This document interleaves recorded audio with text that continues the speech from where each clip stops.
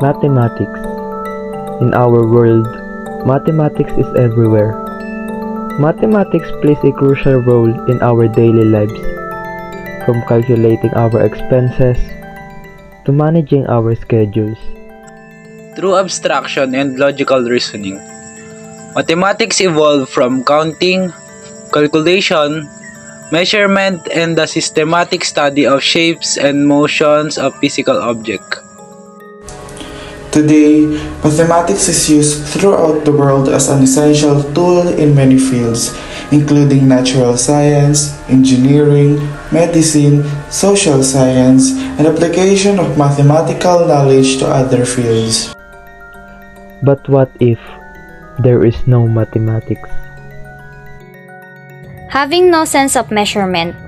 Imagine you're in a household taking care of your plants. What do you think will happen if you do not have a sense of measurement? Taking care of plants and watering it would not become an easy task, as you do not know how much water you will need to sprinkle on it.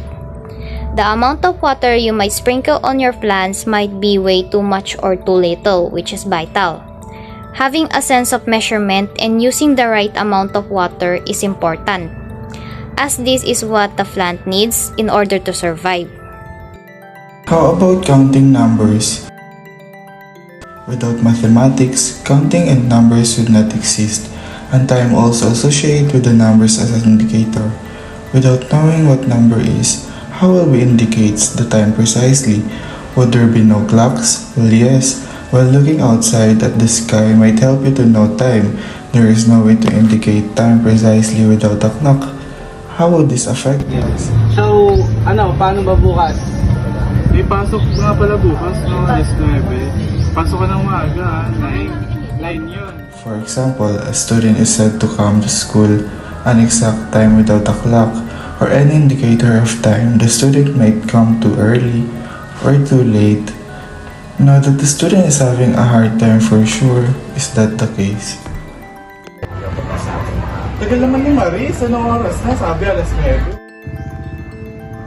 Alas 9 nga, sabi. Anong oras na? Nasaan na yun? Ang ano traffic. Oh, ano na? Anong oras na? Alas 9 yung usapan. Alas 10 na. Kahit ilan talaga. Without counting in numbers. Besides time, we will not know how to count money.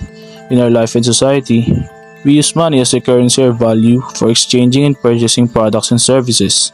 But without a sense of counting, how are we going to use our money? How would we know how much should we give? And in a business, how would we know if we are having a profit or loss? How would we even use our money without knowing its value? Would money lose its value and just not exist? In our world and our daily lives. Oh, and speaking of numbers, as well as measurements that I mentioned earlier, how would we know how to measure our things if there are no numbers as indicators?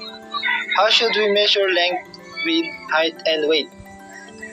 Our body's height and weight, the size of our clothes, measure temperature if something is hot or cold, and if something is heavy or not. In our world and our daily lives, mathematics can be found everywhere. It affects our lives as it helps us understand our surroundings even better. Mathematics taught us numbers, figures, value, shapes, counting, measuring, calculating, and even more. Without this, our world would develop slower and things would get harder. With math, many things change in our world. Things develop faster and things get more interesting. And for this reason, we should appreciate mathematics, study it, and use it for the betterment of life.